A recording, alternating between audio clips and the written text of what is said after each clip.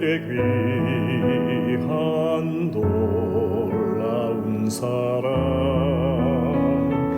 영원히 잊지 못할 귀한 사랑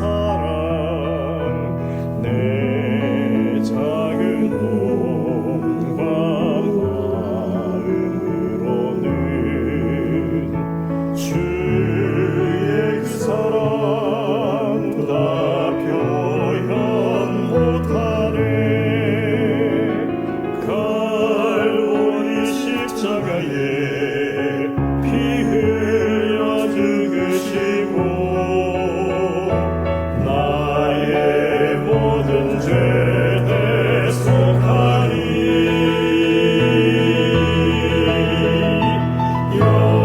영원히 잊지 못하리. 주의 놀라운 사랑 온 몸과 마음을 들여 그를 찬양해. 주의 귀한 사랑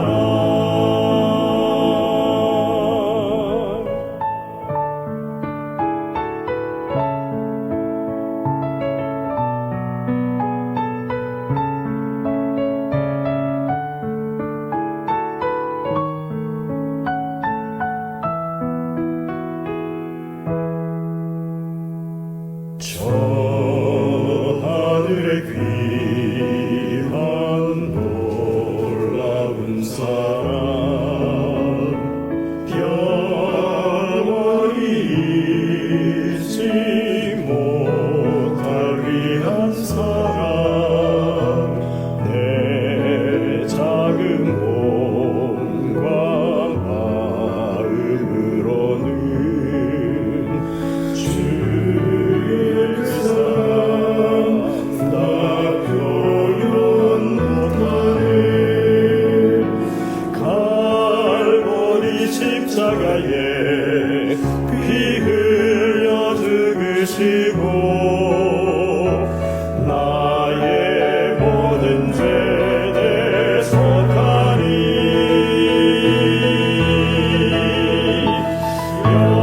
영원히 잊지 못하리.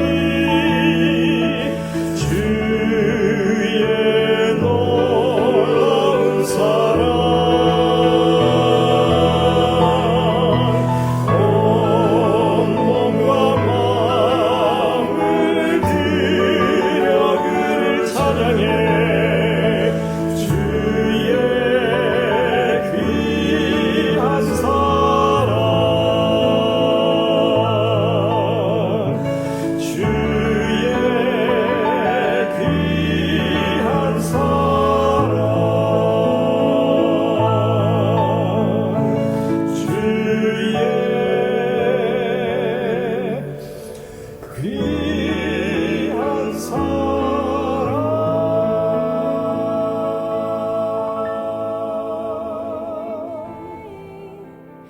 He will do something new today. God will make a way where there seems to be no way.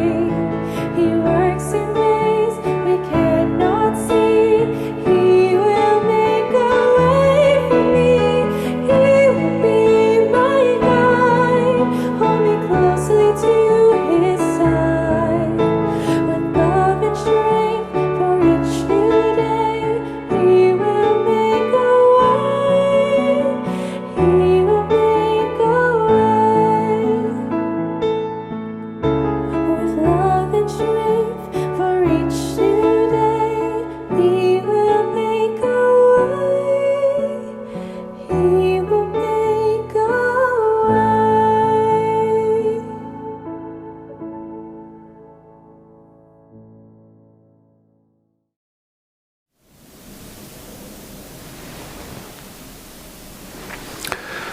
안녕하십니까?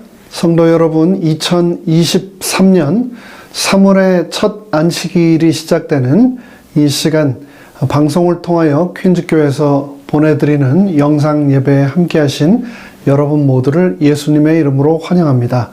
지난 한 주간도 건강하고 평안하셨습니까?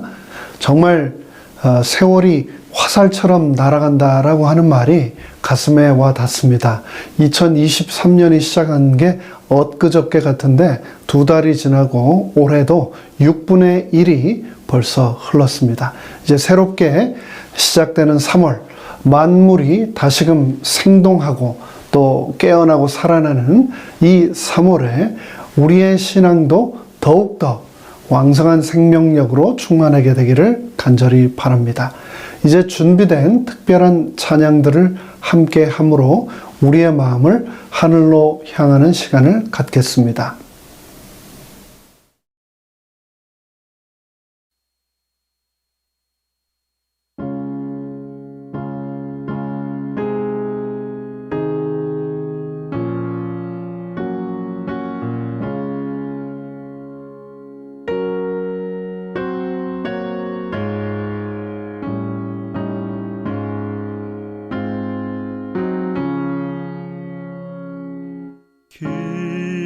귀하신 주여 날 붙드사 주께로 날마다 더 가까이 저 천국 낙원 나올라가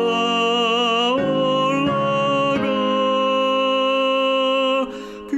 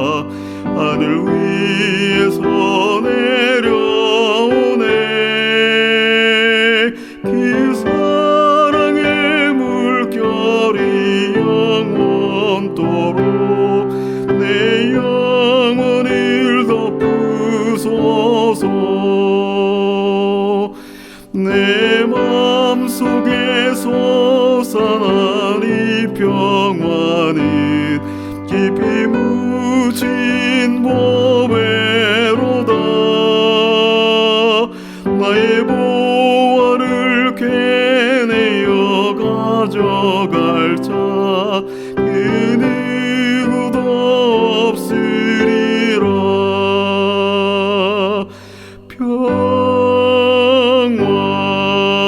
평화로다.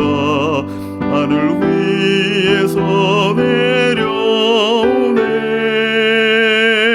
그 사랑의 물결이 영원토록 내 영혼을 덮으소서. 내 영혼의 평화가 넘쳐남은 주의 축복을 받음이라.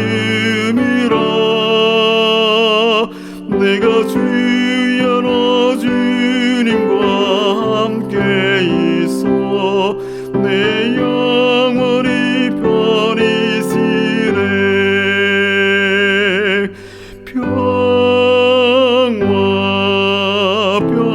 평화로다. 하늘 위에서 내려오네. 그 사랑의 물결이 영원토록 내 영혼을 덮으소서. 이 땅 위에 험한 길 가는 동안 참된 평안이 어디 있나. 그대 살아서 예수를 친구 삼아 참 평화를 누려보라.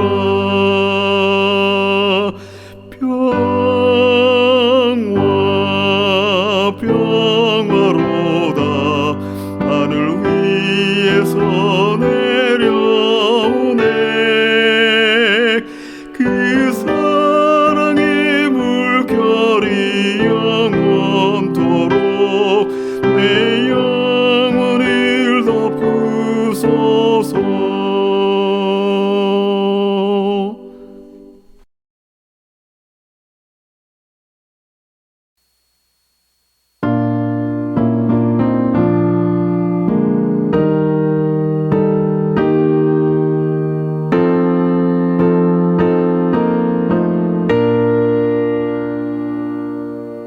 너의 하나님 여호와가 너희 가운데 계시니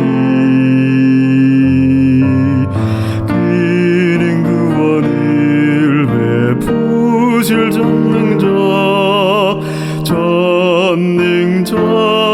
전능자시라. 그가 너로 인하여 기쁨을 이기지 못하시며 너를 잠잠히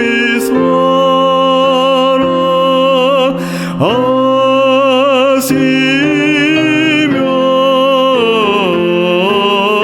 즐거이 부르며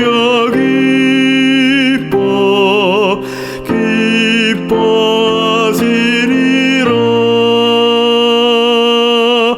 즐거이 부르며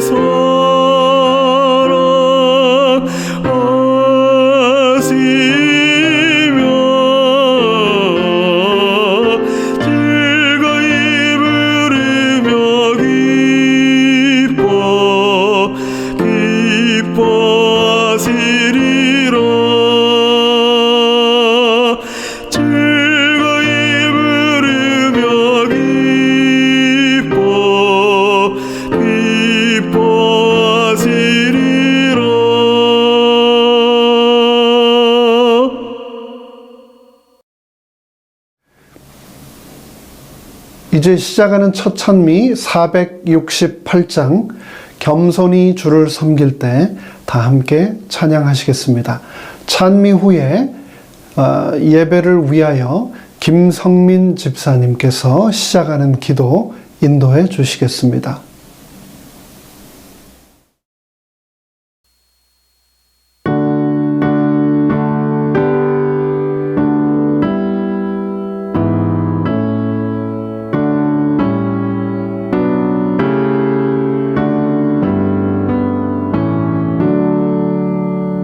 겸손히 주를 섬길 때 괴로운 일이 많으나 그 주여 내게 임주사 잘 감당하게 하소서. 인자말을 가지고 사람을 감화시키며 갈 길을 잃은 무리를 잘 인도하게 하소서.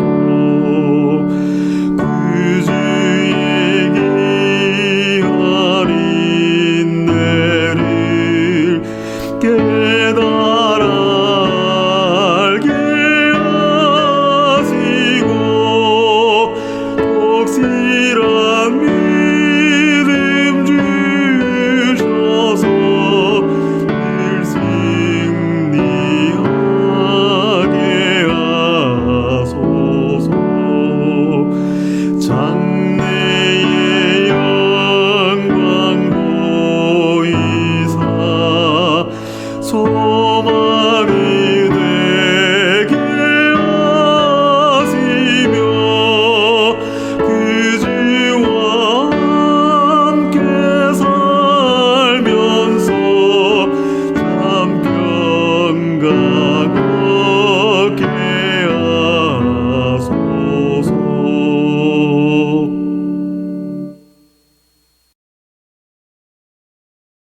하늘에 계시는 우리 아버지 하나님, 모든 퀸즈교회 성도님들 금요일 저녁에 모여 주의 말씀을 듣게 도와주셔서 감사합니다. 한 주 동안 각 처에서 생업과 학업으로 시간을 보낸 우리 모두를 다시 주님의 말씀 안에 값없이 불러 모아주셔서 감사합니다. 몸과 마음에 쌓인 걱정과 근심을 주님께 내려놓고 하늘에서 부어주시는 말씀과 은혜를 잘 받을 수 있게 저희를 성령님의 감동 안에 거하게 도와주세요. 아버지 하나님, 특별히 주 안에 잠든 유해자 집사님을 기억하시고 삶을 통해 보여준 주님을 향한 사랑을 모든 자녀분들과 자손이 기억하고 잘 받들어 살 수 있게 모두를 주님의 위로하심과 보호하심 속에 거하게 도와주세요. 우리에게 주어진 이 거룩한 말씀의 시간을 퀸즈교회 모든 성도님들이 마음을 합하여 말씀을 들을 때에 악한 마음과 생각들에서 벗어나서 하나 되게 도와주세요. 하늘에 계셔서 우리를 위로하시고 살펴보시는 예수님 이름으로 기도드립니다. 아멘.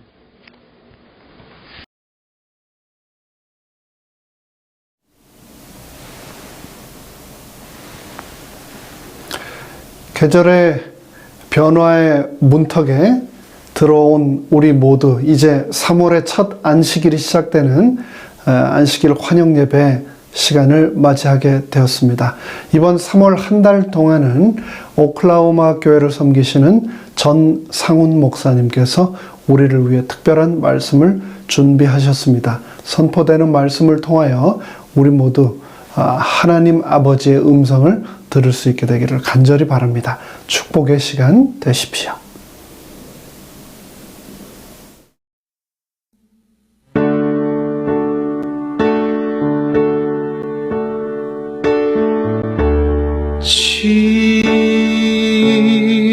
Jesus loves me. Yes, I know. For the Bible tells me so. Little ones to Him belong. They are weak, ooh, but He is strong.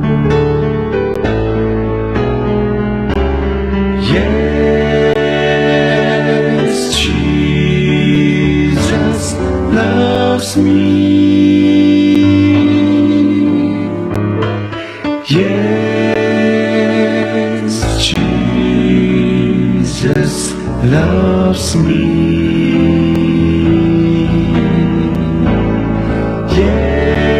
Yes, Jesus loves me. The Bible tells me so.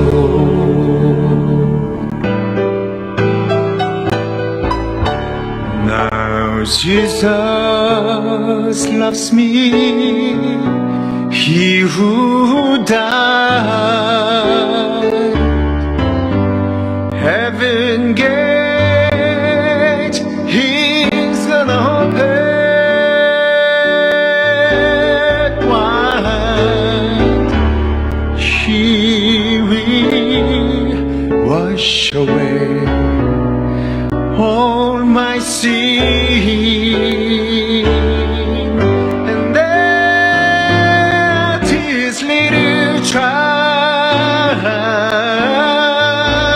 Come on,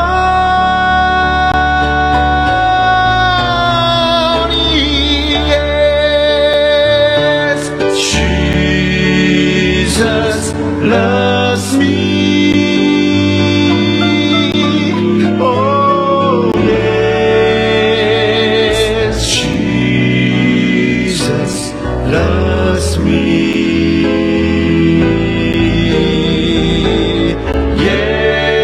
Yes, Jesus loves me.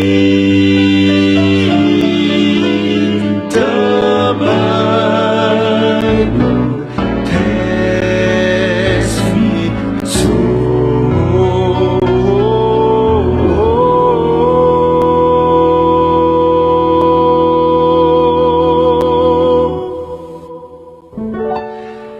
The Bible,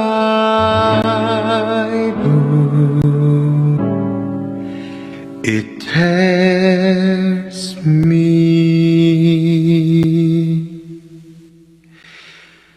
so.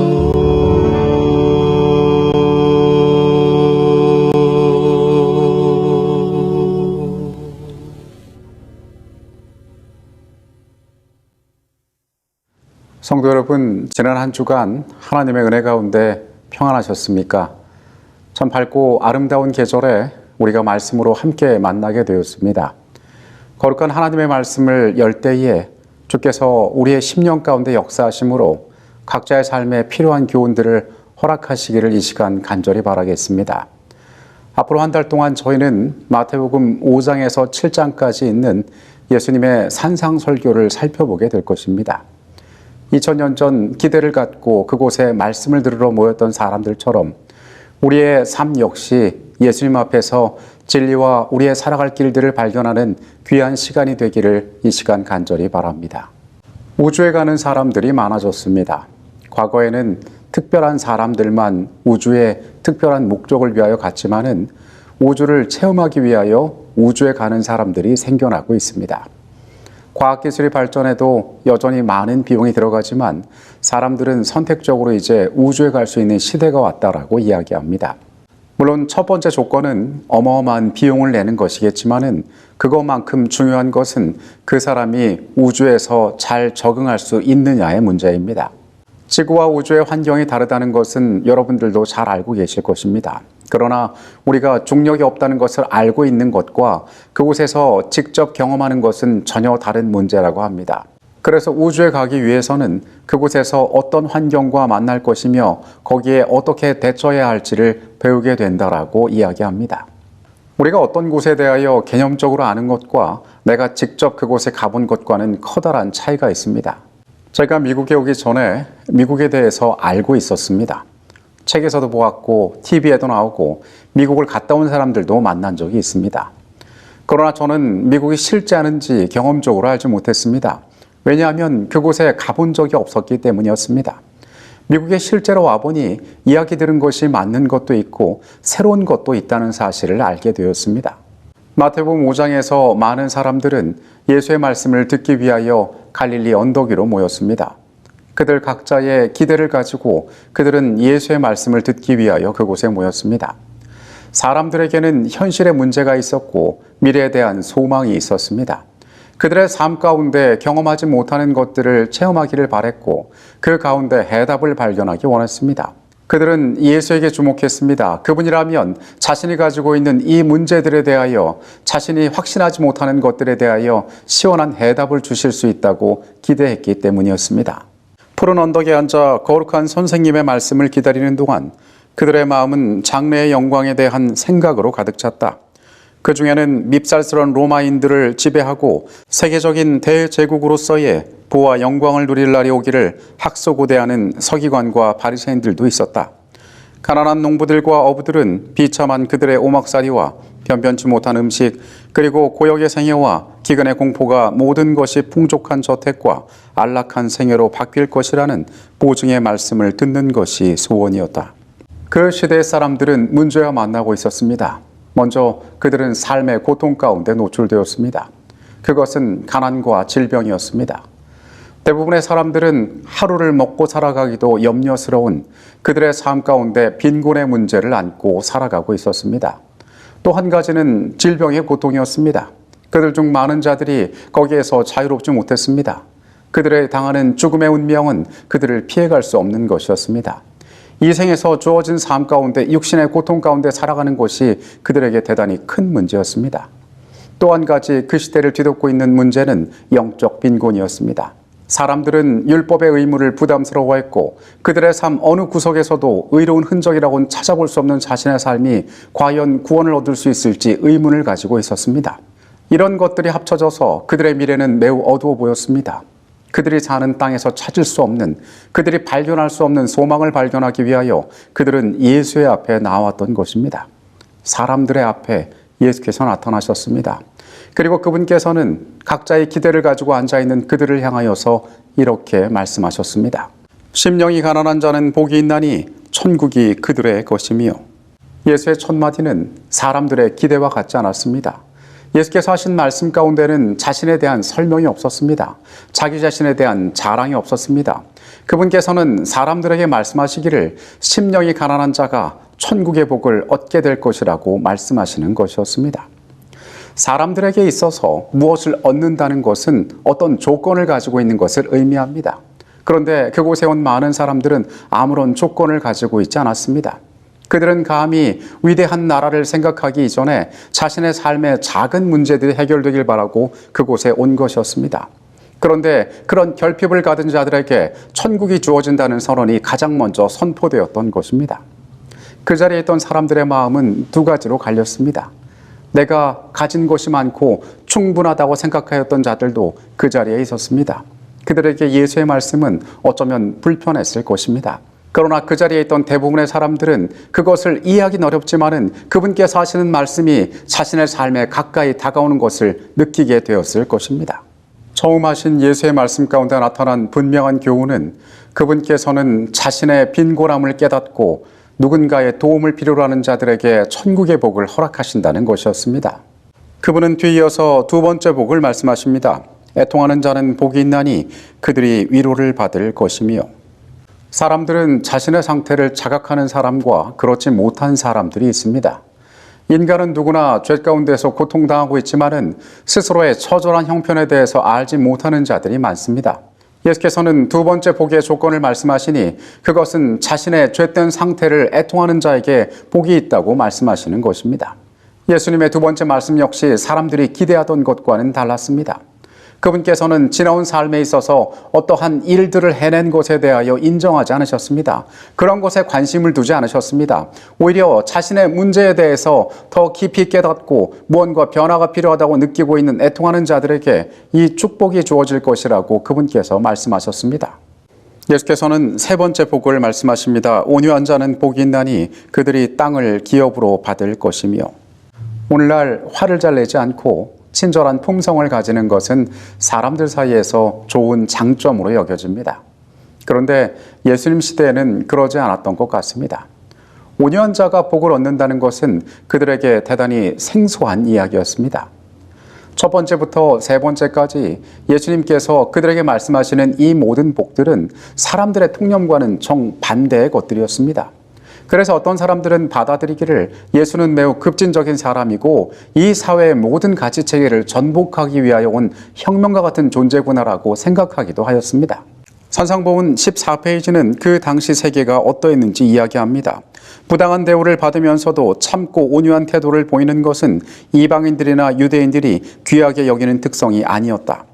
그러나 예수께서는 온유를 천국에 들어가는 첫째 조건으로 삼으신다. 예수께서는 그 말씀하시는 축복 가운데 그 중요한 단계들을 설정해 두셨으니 자신의 부족함을 느끼고 자신의 죄에 대하여 애통하여 나오는 자에게 예수 그리스도의 온유의 특성이 주어진다라고 이야기하고 있습니다. 이것이 세상에서는 환영받지 못하는 가치일 수도 있지만은 그들이 천국에 들어갈 때에는 이것이 그들에게 있어서 첫 번째 가치가 될 것이라고 말씀하고 계시는 것입니다. 예수께서 산 위에서 백성들에게 가르치기를 원하시는 것은 천국에 관한 것을 가르치기를 원하셨습니다. 너희가 살아가는 이 고통스러운 현실 가운데 영원히 살 것이 아니라 내가 너희를 위하여 새로운 세계를 준비하고 있는데 그 나라는 이러한 법칙과 이러한 질서로 움직이는 곳이니 너희가 이것을 알아야 한다고 그들에게 가르치고 있는 것이었습니다. 현실에 살아가는 그들은 이 말씀을 받아들이기가 쉽지 않았습니다. 이 말씀을 이해하는 것조차 어려웠습니다. 그러나 그분께서 온유함을 말씀하십니다. 이것이 이 땅에서는 환영받지 못할 수 있지만은 그것이 하늘에서는 첫 번째 되는 가치가 될 것이라고 그들에게 이 축복에 대하여 말씀하고 계시는 것이었습니다. 의에 줄이고 목마른 자는 복이 있나니 그들이 배부를 것이며, 그 땅을 살아가는 사람들에게 세상적인 배고픔보다 더 중요한 것이 있었으니 그것은 영적인 굶주림이었습니다. 예수님께서는 그분의 사역 가운데에 이렇게 영적으로 굶주린 자들을 찾아다니셨습니다. 그분이 사마리아에 가셔서 수가성 우물가에서 여인을 만나셨습니다. 그 여인과 대화 가운데서 예수께서는 영원히 목마르지 않는 물에 대하여 말씀하십니다. 그 여인은 사람들의 시선이 불편하고 자신이 뜨거운 대낮에 오가는 것이 번거로워 그 생수를 찾는 것처럼 말하였지만은 그 여인에게 가장 필요했던 것은 영원히 목마르지 않는 생명의 생수이신 예수였던 것입니다. 여리고에 사는 삭개오는 자신의 삶의 변화를 꿈꾸던 자였습니다. 많은 돈을 벌었고 사회적으로도 어느 정도 신분을 가지고 있었지만은 그는 비난받는 자신의 삶이 마냥 기쁘지가 않았습니다. 사람들의 평판이 중요한 것이 아니었습니다. 그는 영적으로 새로워지기를 원하였습니다. 그런 그에게 예수께서 다가가셨던 것입니다. 예수를 만난 그는 새로워졌습니다. 의에 줄이고 목말랐던 이 사람은 예수로 말미암아 그 갈증을 풀게 되었던 것입니다. 예수께서 이 땅에 오신 사역의 중요한 목적은 여기에 있었습니다. 그분은 이 땅의 사람들의 현실적인 필요에도 반응하셨지만은 가장 중요한 것은 의에 줄이고 목마른 그들의 삶을 채우기 위하여 이 땅에 오셨던 것입니다. 예수께서는 이 첫째부터 넷째 복까지를 말씀하시면서 하나님과 사람 사이의 그들의 관계가 어떠한 모습으로 꼴지워져야 할지에 대해서 말씀하고 계십니다. 먼저 사람은 자신의 속절없는 형편을 깨닫고 죄악 가운데에 자신의 추악한 모습을 발견하고 예수께서 자신의 삶에 다가와 주시기를 구해야 합니다. 그의 삶은 예수로 인하여 새롭게 될 수 있습니다. 예수 안에서 그는 예수를 닮아가는 온유함을 배우는 자가 됩니다. 예수 안에서 그는 영혼의 갈증을 해결하고 그분의 의로 말미암아 새롭게 되는 자가 됩니다. 예수님께서는 이제 그분과 만나서 살아가는 예수 안에 살아가는 자들의 축복이 어떻게 세상을 향하여 나아가야 할지에 대해서 말씀하십니다. 그분께서 다시 입을 열어 말씀하십니다. 긍휼히 여기는 자는 복이 있나니 그들이 긍휼히 여김을 받을 것이며, 우리는 때로 누군가에게 친절을 베푸는 사람들에 대하여 이렇게 생각할 때가 있습니다. 저 사람은 좀 넉넉한가 보다. 아니, 저 사람은 타고난 천성이 이 심성이 고와서 남을 불쌍히 여길 줄 아는 사람인가 보다. 그런데 성경은 우리가 누군가를 도울 수 있다는 것, 우리가 누군가에게 긍휼을 베풀 수 있다는 것이 어떤 이유 때문인지를 설명하고 있습니다. 요한일서 4장 19절은 우리에게 말합니다. 우리가 사랑함은 그가 먼저 우리를 사랑하셨습니다. 어떠한 죄 가운데 살아가는 인류도 그 스스로가 가진 것으로 남을 도울 수가 없습니다. 우리가 누군가에게 친절을 베푼다는 것은 하나님의 사랑이 우리 가운데 이루어지고 그것이 우리 가운데 역사했다는 증거가 되는 것입니다. 우리는 하나님께서 우리의 삶에 원하시는 것들을 기꺼이 할 수 있는 자들로 변화되는 것입니다. 예수께서 그의 삶과 만났을 때 그의 삶이 예수를 닮기 위하여 노력해 나갈 때에 그는 세상에서 예수를 드러내는 자가 될 수 있습니다. 긍휼히 여기는 자는 신의 성품에 참여하는 자들이다. 그러므로 그들 안에는 하나님의 자비로운 사랑이 나타난다. 무한한 사랑이신 하나님과 일치되는 마음을 가진 모든 사람은 남을 교화시키기 위해서는 힘을 쓰되 남을 정죄하지는 않는다. 그들의 생애가 의의 태양이신 예수의 모습을 세상에 반사하고 그분이 가진 친절을 이 땅에 드러내게 된다는 것입니다. 예수께서는 이 땅을 살아가는 그분의 백성들의 삶에 대하여 또 말씀하십니다. 마음이 청결한 자는 복이 있나니 그들이 하나님을 볼 것이며. 시편 23편 3절은 마음이 청결한 자가 여호와의 산에 오를 것이라고 이야기하고 있습니다. 앞서 이야기한 것처럼 이 팔복의 내용들은 천국 시민의 준비에 대해서 이야기하고 있습니다. 너희는 이 땅에 살아가지만은 저 하늘에 갔을 때에 그곳은 너희가 살아가는 세상이 지배하는 질서와 같지 않아. 그곳을 지배하는 정신은 이곳과는 달라. 그러니까 너희는 이것들을 준비해야 돼라고 말씀하시는 것입니다. 예수께서는 마음이 청결한 자를 이야기하십니다. 여기에서 마음이 청결하다는 것은 죄가 없이 완전히 의롭다라는 것을 의미하는 것은 아닙니다. 우리가 이 땅에 살아가면서 그리스도의 의를 개인의 것으로 받아들이고 내가 하나님 안에 살아간다고 이야기하지만 자주 실수하고 넘어지고 죄를 짓는 것이 우리의 삶입니다. 그러나 하나님의 백성들은 그 거룩함을 향하여 하루하루 나아가는 삶을 살아가게 되어 있습니다. 예수님께서는 우리의 그런 삶을 가치 있게 바라보신다는 것입니다. 예수님에 대해 배우고 있는 사람들에게 부주의한 행동과 무례한 말과 조잡한 생각을 멀리하는 경향이 차츰 나타나게 될 것이다. 그리스도께서 사람의 마음 가운데 거하시면 말과 생각과 행동이 순결하고 고상하게 될 것이다. 괄목상대라는 말이 있습니다. 오래간만에 만난 누군가를 눈을 씻고 바라보게 된다는 것입니다. 그 사람이 이전과는 너무도 다른 사람이 되어서 너무도 근사해져서 예전에 그 사람이 맞나? 라는 생각이 들 만큼 많이 변해져 있다는 것입니다. 우리가 예수의 사람이 되고 우리가 이 땅을 예수를 닮기 위하여 살아갈 때에 사람들이 우리를 그렇게 바라봐야 될 것입니다. 그의 언어가 바뀌고 그의 행동이 바뀌고 그의 생각이 바뀌고 삶의 목적이 변하는 것을 사람들이 바라봐야 합니다. 마음이 청결한 자는 그렇게 예수를 닮기 위하여 애쓰는 자들입니다. 죄의 세상 가운데 온전하지 않지만은 그 완전을 향하여 하루하루 준비하고 연습해 나가는 자들이 그들인 것입니다. 예수님께서는 하나님의 백성들에게 그 천국 시민의 합당한 자격을 얻기 위하여 그러한 삶을 살라라고 말씀하고 계십니다. 화평케 하는 자는 복이 있나니 그들이 하나님의 아들이라 일컬음을 받을 것이며. 그 시절 유대의 정치적인 상황은 매우 불안하였습니다. 그들은 로마에 의해 식민 지배를 받고 있었습니다. 다른 여러 속주들과는 달리 유대인은 대단히 로마를 불편하게 하는 존재들이었습니다. 무장봉기가 수시로 일어났고 그들 스스로가 나라를 잃은 분노에 참지 못하는 형편 가운데 있었습니다. 그래서 그 자리에 있던 많은 사람들은 예수가 전쟁의 영웅이 되기를 기대하고 그 자리를 찾았었는지도 모릅니다. 그런데 예수께서 그들에게 말씀하시는 것은 여지없이 그들의 기대를 무너뜨리는 이야기였습니다. 화평케 하는 자가 복이 있다고 예수께서 그들에게 말씀하신 것입니다. 그러나 우리는 예수께서 말씀하신 이 평화의 의미가 어떠한 것인지 잘 깨달을 필요가 있습니다. 싸움을 멈추고 갈등을 말리고 사람들 사이를 조용하고 평온하게 유지시켜주는 것이 예수께서 말씀하신 화평의 의미가 아니었다는 것입니다. 그리스도를 따르는 자들은 평화의 깃발을 가지고 세상으로 보내진다. 자신도 몰래 조용히 거룩한 생애에 가마를 끼치는 자는 누구나 그리스도의 사랑을 드러낼 것이다. 언행을 통해 다른 사람들에게 죄를 버리고 마음을 하나님께 바치게 하는 자는 누구나 화평케 하는 자이다. 그리스도인들은 평화의 소식을 가지고 세상으로 보내줍니다. 그들의 손에 무기가 들려있지 않습니다. 그러나 그들이 하고 있는 그 일은 세상의 어떤 전투보다도 치열하고 심각한 싸움이라는 것을 우리는 기억할 필요가 있습니다. 예수께서 이 땅을 변화시키기 위하여 오신 것을 그들은 알고 있습니다. 죄 가운데 살아가는 자들을 향하여서 너희에게 소망이 있고 너희의 삶 가운데 예수를 선택하고 죄의 굴레에서 나와서 자유함을 얻으라고 그들은 세상을 하나님과 화목시키기 위하여 일하는 사람들입니다.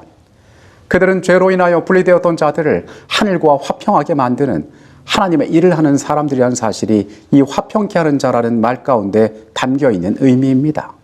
예수님께서는 우리의 시선이 세상에 고정되어 있기를 원치 않으셨습니다. 그분께서는 세상의 왕이 되기보다는 우주의 왕이 되기를 원하셨습니다.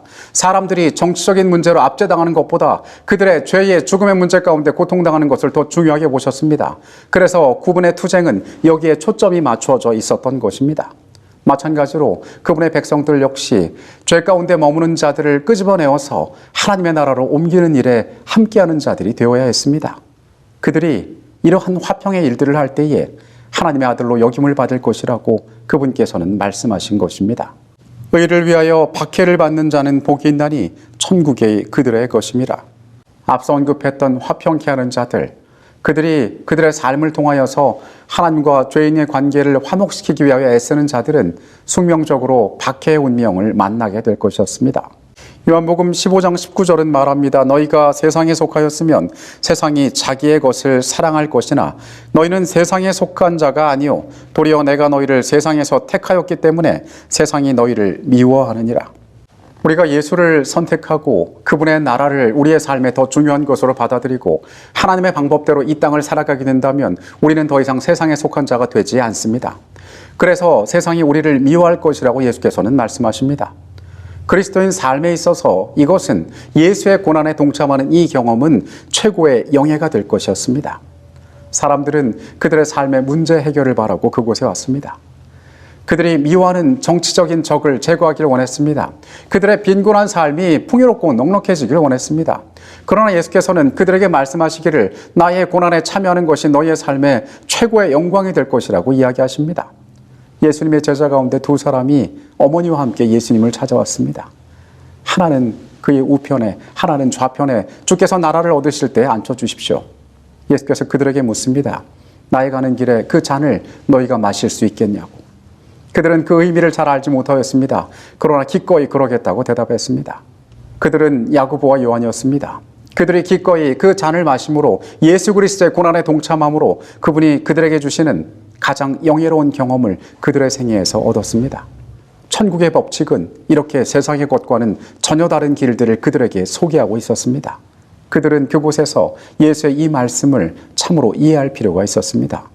예수께서 산 위에서 말씀하신 8가지의 복을 크게 2가지로 나눌 수 있습니다. 먼저 첫째부터 넷째까지의 복은 하나님과 우리와의 관계 가운데 나타나는 축복에 대하여 이야기하고 있습니다. 그리고 5째부터 8째까지의 복은 우리가 세상에서 살아가는 세상과의 관계 가운데에서 우리가 얻을 축복에 대해서 이야기를 하고 있습니다. 이것을 더 깊이 세세하게 들어가면은 이것을 4가지로 나눌 수 있는데 첫 번째와 두 번째의 복은 영적 자각과 죄의 발견에 대해서 이야기하고 있습니다. 사람이 자신의 처절한 형편을 깨닫고 예수의 필요를 느끼는 것이 그의 삶의 축복의 시작이 된다는 것입니다. 세 번째와 네 번째 복은 그리스도를 배우고 닮아가야 할 필요에 대해서 이야기하고 있습니다. 그리스도의 의의를 그의 삶에 품고 하늘의 첫째 되는 가치인 온유함을 그가 소유하게 되는 것입니다. 5째와 6째는 예수를 만나고 예수로 새롭게 된 자들이 세상에 나가서 사람들과 어떻게 살아가느냐에 대해서 이야기하고 있습니다. 그들은 이웃에게 친절을 베풀고 그들의 선한 모습을 통하여 예수 그리스도를 사람들에게 증거합니다. 마지막으로 7번째와 8번째의 복은 예수 그리스도께서 이 땅에 오신 목적, 그분의 구속의 사역과 고난의 사역에 우리가 어떻게 동참하게 될지에 대해서 이야기하고 있습니다. 예수께서는 이 땅에 사람들의 필요를 채우기 위하여 오셨습니다. 그날 그곳을 찾은 자들은 자신이 기대하고 있던 삶의 소망에 대한 해답 역시 어느 정도는 얻어갈 수 있었습니다. 그러나 그들이 전혀 기대하지 못했던, 전혀 그들이 생각하지도 못했던 축복들이 그들을 위하여 준비되어 있음을, 열려 있음을 그곳에서 알게 되었습니다. 그들은 천국의 법칙에 대하여 듣습니다. 하늘이 어떻게 돌아가는 곳인지에 대하여 예수에게 배웁니다. 그것은 그들에게 기대하지 못할 놀라운 선물이 될 것이었습니다. 한 쌍둥이 남자아이들이 엄마의 자궁 속에서 잉태되었습니다. 몇 주 동안 아이들은 점점 자라났고 그들에게 의식이 생겨가면서 이 아이들은 기뻐하기 시작했습니다. 우리가 잉태되었다는 것이 대단하지 않아? 살아있다는 것은 정말 놀라운 일이야. 쌍둥이들은 함께 그들이 있는 세계를 탐험했습니다. 그리고 어머니의 탯줄이 그들에게 연결되어져 있고 이 탯줄을 통하여서 그들에게 생명이 공급된다는 것을 알고 노래를 불렀습니다. 어머니의 사랑은 정말 놀라워. 어머니는 자신의 삶을 우리에게 주시고 계셔. 몇 주가 몇 달로 지나면서 쌍둥이들은 각자가 얼마나 변하고 있는지를 알게 되었습니다. 우리의 몸이 이렇게 커지고 이곳이 좁아지는 것이 무슨 의미지? 한 쌍둥이가 물었습니다. 그건 우리가 이 세계에 머물러 있는 시간이 끝나가고 있다는 의미야. 하지만 나는 이곳을 떠나고 싶지 않아. 난 항상 여기에 있고 싶은데. 다른 하나가 대답했습니다. 우리에게는 선택이 없어. 그리고 아마 우리가 이곳을 떠난 다음에는 새로운 삶이 있을 거야. 그런데 다른 하나가 매우 침울하게 말합니다. 어떻게 그럴 수 있지? 우리가 이곳을 떠나면 우리에게 생명을 공급해주는 이 탯줄이 끊어지고 말 거야. 그 이후에 우리가 어떻게 살아갈 수 있지? 한 쌍둥이는 절망에 빠졌습니다. 이곳에서 우리가 나간다면 우리의 삶이 끝나고 말 것이라고 생각한 것입니다. 하지만 다른 하나는 계속해서 이야기합니다. 어쩌면 우리가 생각하는 것보다 더 좋은 세상이 거기에 있을지도 몰라. 침울해하던 쌍둥이가 말합니다. 우리 어머니를 실제로 본 적이 있어? 어쩌면 어머니가 없을지도 몰라. 그냥 우리의 상상 속에서 우리가 만들어낸 것일지도 몰라. 그렇게 시간이 흐르고 자궁에서의 마지막 날은 깊은 의문과 두려움으로 가득 차 있었습니다. 그리고 드디어 탄생의 순간이 다가왔습니다. 쌍둥이들은 자궁을 떠나 세상으로 나와서 그들의 눈을 뜨게 됩니다. 그들이 어떤 반응을 보였을까요? 그들은 그들에게 생명을 공급해 주었던 어머니의 품에 안겨서 울었습니다. 왜냐하면 그들이 기대했던 것보다 이 세상은 훨씬 아름다웠기 때문입니다. 고린도전서 2장 9절은 우리에게 이렇게 이야기합니다. 기록된 바 하나님이 자기를 사랑하는 자들을 위하여 예비하신 모든 것은 눈으로 보지 못하고 귀로 듣지 못하고 사람의 마음으로 생각하지도 못하였다 함과 같으니라. 작자 미상의 이 이야기는 실제로 일어날 일은 없는 이야기입니다. 뱃속의 아기들이 이러한 지력을 가질 리도 없겠죠. 하지만 이 이야기는 우리가 하늘을 생각한다는 것이, 우리가 다가올 미래를 생각한다는 것이 어떠한 일인지를 잘 보여주고 있습니다. 우리는 이 죄의 세상에서 태어나서 죄 가운데 살아가는 자들입니다. 영원한 세계를 알지 못합니다. 들어본 적은 있지만은 온전히 알 수 없습니다. 그것을 지배하는 질서가 어떠한 것인지도 알지 못합니다. 그러나 참 감사하게도 예수께서는 말씀을 통하여서 그분의 나라가 어떤 나라인지를 우리에게 설명해 주고 계십니다. 2000여 년 전에 이 갈릴리의 언덕에 모였던 그 사람들처럼 여전히 우리의 삶도 문제를 안고 예수의 앞에 나오고 있습니다. 우리 역시 그들과 비슷한 문제들을 가지고 있습니다. 삶의 문제를 가지고 있습니다. 질병의 문제를 가지고 있습니다. 영혼의 곤고함을 가지고 있습니다. 내 확실하지 않은 미래에 대한 염려로 나의 삶이 지쳐 있습니다. 그런 예수께서 우리에게 천국이란 이런 것이라고 말씀하십니다. 하늘은 이런 자들에게 주어졌다라고 말씀하십니다. 심령이 가난한 자에게, 너희 스스로 죄를 자각하는 자들에게 천국이 주어진다라고 말씀하고 계시는 것입니다. 이 복음은 오늘 우리를 향한 복음이기도 합니다. 이 땅을 살아가는 그리스도인의 삶의 모습이 어떠해야 할지, 우리가 누리는 최고의 영예가 어떤 것이 될지, 우리가 만날 하나님께서 준비하신 나라에는 어떠한 법칙들이 그곳을 다스리고 있는지 우리를 준비하라라고 말씀하시는 그런 말씀입니다. 우리는 고린도전서 2장 9절에 말씀하신 하나님께서 자기를 사랑하는 자들을 위하여 예비하신 그 나라가 어떠한 곳인지 알지 못합니다. 하지만 우리는 그 나라에 가기를 소망합니다. 예수께서 우리를 그곳으로 초청하고 계시기 때문입니다. 여러분, 이 땅의 것들을 넘어서 우리의 눈을 들어서 영원한 세계를 바라보게 되시기 바랍니다. 예수님은 우리를 그 세계로 초청하고 계십니다.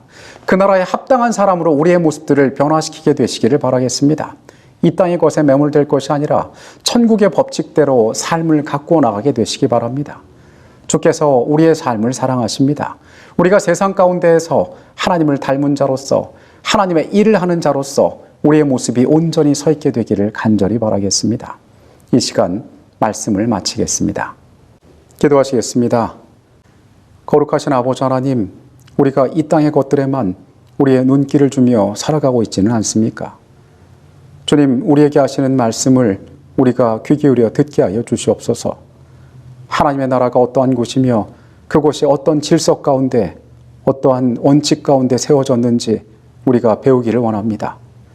주님, 하늘에 합당한 자로 우리의 삶을 준비시켜 주시옵소서. 우리의 삶이 주를 찾는 영적 빈곤함을 갖게 하시고 그 가운데 우리가 주의 선하심과 주의 품성의 온전함을 배우게 하여 주시옵소서. 주님, 이 땅에 나가서 친절한 말을 하고 사랑스러운 행동을 하는 주의 백성이 되기를 원합니다. 주님, 우리 가운데 온전히 역사하셔서 우리의 부족한 삶을 그렇게 아름답게 가꾸어 주시옵소서. 주님, 주의 귀한 사역에 동참하는 자가 되기를 원하오니 화평의 사역에 동참하게 하시고 주의 고난에 참여하는 영광을 누리게 하여 주시옵소서. 주님, 이 땅에 살지만 주님의 준비하신 나라에 가기를 원하오니 우리를 그 천국에 합당한 자로 새롭게 하여 주시옵소서. 이 시간에 함께 하셨음에 감사드립니다. 예수 그리스도 이름으로 기도합니다. 아멘.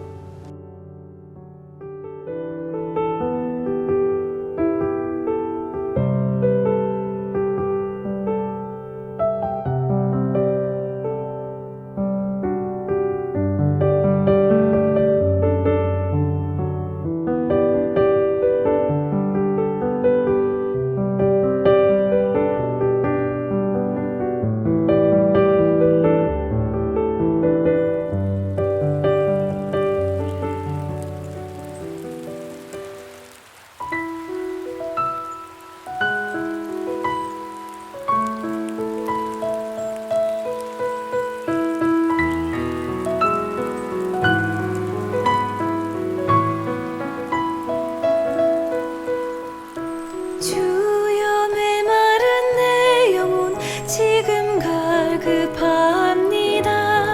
은혜의 강가로 날 인도하소서.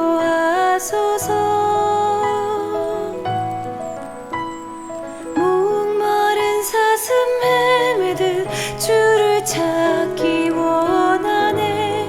정결한 샘물로 나를 이끄소서. 주는 선한 목자 난 그의 양 채우소서. 주 영광 나타내기 원해. 내 갈급한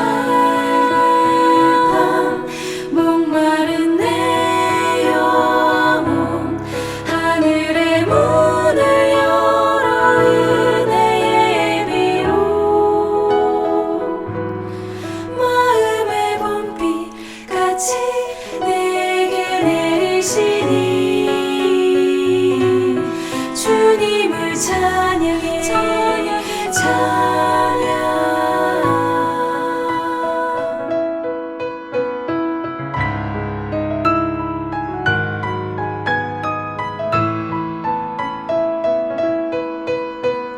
주여 메마른 내 영혼 지금 갈급합니다. 은혜의 강가로 날 인도하소서.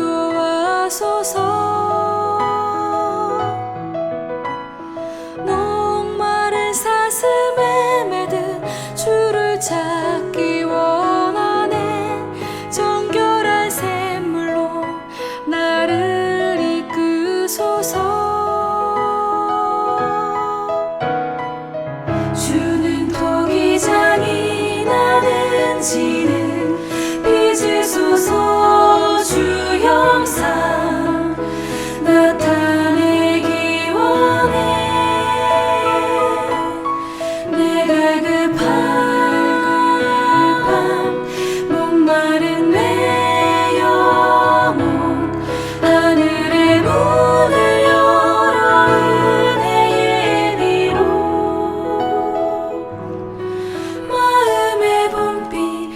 같이 내게 내리시니 주님을 찬양해. 목마른 자들아 내게 오라. 주 말씀